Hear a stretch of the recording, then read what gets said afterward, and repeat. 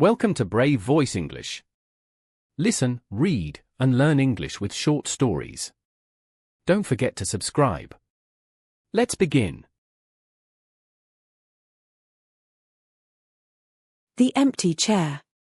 In a quiet town tucked between green hills and silver streams, stood a small white house with blue shutters, a red roof, and a blooming garden that danced with daisies in the summer. At first glance, it looked like any other old house, but those who had lived in the town long enough knew it carried a story of love, loss, and quiet hope. Inside the house, in the heart of the living room, sat a wooden chair. Its arms were curved, its legs polished smooth from years of gentle cleaning, and a cushion rested on its seat, faded, but soft. It sat by the window, facing the front garden, as though it were waiting. That chair had not been touched in over 60 years. People called it the empty chair. Visitors, friends, and even little children knew to keep their distance. It wasn't out of fear, but respect. The chair wasn't just a piece of furniture. It was a memory. The house belonged to Mrs. Eliza Grant, a quiet woman with silver hair and soft eyes who had lived there for nearly her entire life. Every morning, she would sit in her own armchair opposite the empty one and sip her tea while looking out at the daisies. She rarely spoke of the chair, but everyone in town knew it once belonged to her only son, Thomas. Thomas Grant was the kind of person who left a warm impression wherever he went. With his chestnut hair, friendly smile, and a way of making everyone feel important, he was well loved in the town of Marie Glen. As a boy, he helped old Mr. Delaney carry heavy boxes at the general store. As a teenager, he taught reading to children who had trouble learning. And as a young man, he dreamed of becoming a schoolteacher. He had a special bond with his mother. After his father passed away when Thomas was just 9, Eliza raised him alone. Every evening, they'd sit in the living room, Eliza in her armchair, Thomas in the wooden chair by the window, and talk about the day. When war broke out, everything changed. Thomas didn't want to leave. He had plans. He had a future. But he felt he had to serve. "I'll be back before spring," he told Eliza, brushing a strand of grey hair from her face. "Before the daisies bloom." Eliza smiled weakly, trying not to cry. She handed him a small envelope. "Open it when you miss home," she whispered. Thomas held her tightly. "I'll come back to you, Mum. That's a promise." And with that, he walked away, turning once at the gate, then disappearing down the road. At first, Eliza wrote to Thomas every week. He replied as often as he could. He wrote of cold nights, noisy camps, the sound of boots in mud, but also of the stars above and the friends he made. Then the letters stopped. Weeks passed. Then months. Neighbors offered comfort. Some brought food. Some helped fix the garden. But Eliza was not interested in comfort. She wanted news. And when none came, she began to wait. She moved Thomas's chair to face the window, exactly where he used to sit. Every morning, she would polish the wood, place a cup of tea next to it, and whisper, "In case he returns today." Even when the town rebuilt, when new children played in the streets, when the world moved on, Eliza kept waiting. That chair remained empty. One spring morning, many years later, a little girl named Lily moved into the house next door. She was bright-eyed and full of questions. Her mother often brought baked bread to Eliza, and Lily would tag along. Lily was curious about everything: the books on Eliza's shelves, the old photos on the wall, the garden full of daisies. But most of all, she was curious about the chair. "Why doesn't anyone sit there?" she asked one day. Eliza paused, her teacup trembling slightly. "Because that chair is waiting for someone." "Who?" "My son." "Where is he?" Eliza smiled sadly. "Far away." Lily didn't ask more. She just nodded and brought out her crayons to draw. From then on, Lily came by almost every afternoon. She would sit on the rug and draw while Eliza told her stories, some made up, some real. And slowly, the house felt a little less quiet. One rainy afternoon, Lily came running in with a folded piece of paper. She had been writing. "I wrote a poem about the chair," she said. Eliza opened it with gentle hands.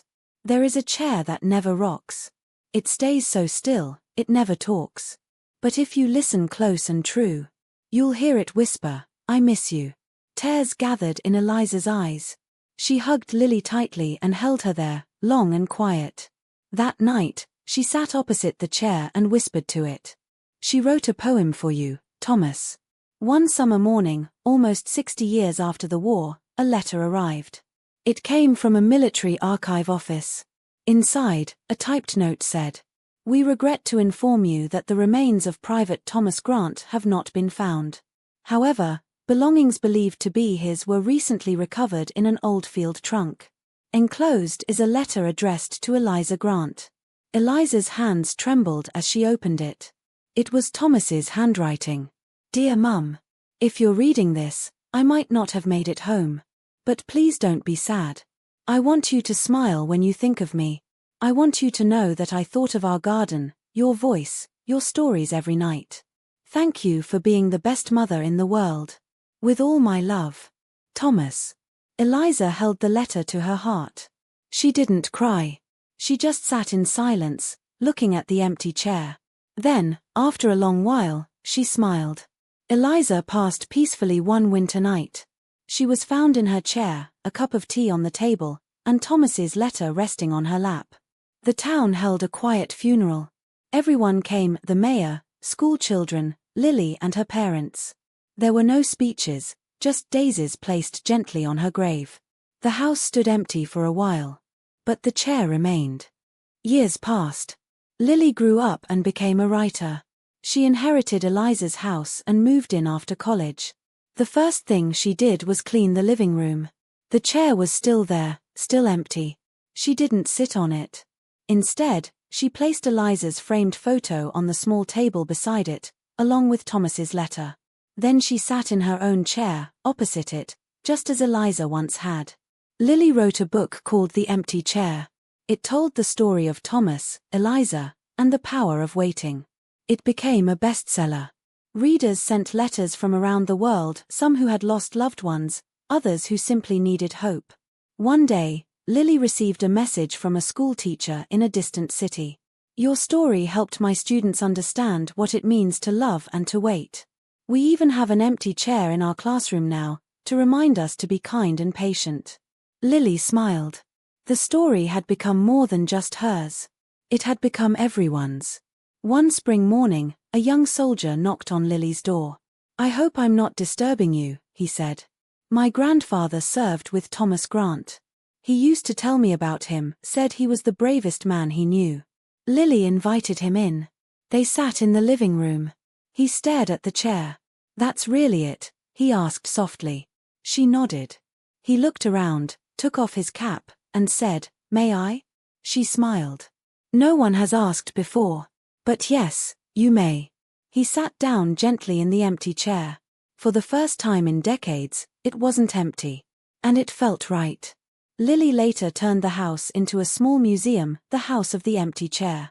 School children visited, veterans came to pay respects, and writers sat in the garden for inspiration. But still, the chair remained by the window. Not always empty. Sometimes, people sat in it not to claim it, but to remember. They sat quietly, respectfully, letting the chair tell its story in silence. And when they left, they often whispered, "Thank you." Years later, Lily, now old and grey herself, sat in her armchair, just like Eliza once had. Outside, daisies bloomed. The wind carried laughter from the street. And the chair, still polished, still facing the garden, sat peacefully. Lily closed her eyes. "I kept my promise," she whispered. And the house, though quiet, felt full. For some chairs are more than just wood and cushion. Some chairs hold stories, dreams, and love that never fades. And though the people may leave, the memory remains. In the empty chair.